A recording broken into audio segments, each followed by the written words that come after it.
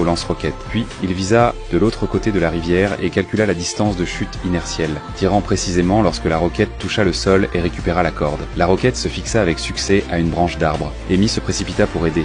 Elle éteignit les flammes aussi vite qu'elle le put, puis aida à renforcer les cordes, créant ainsi une simple corde aérienne. Matt s'accrocha à la corde et se lança sans hésiter vers l'autre côté de la rivière. Mais ce qu'il n'avait pas prévu, c'est que la distance qu'il glissa ne suffisait pas pour atteindre l'autre côté. Il dut donc fournir un peu plus d'efforts pour se déplacer avec la force de ses bras et traverser lentement la rivière. Ils passèrent une soirée merveilleuse ensemble et décidèrent de sortir 2 jours par semaine. Puis le moment vint de dire au revoir à Matt, mais à son retour, il ne s'attendait pas à ce qu'à moitié de sa traversée, un monstre déclenche une bombe piège. Les fragments coupèrent la corde et Matt commença à chuter follement. Heureusement, il ouvrit son parachute à temps et évita d'être instantanément tué par la chute.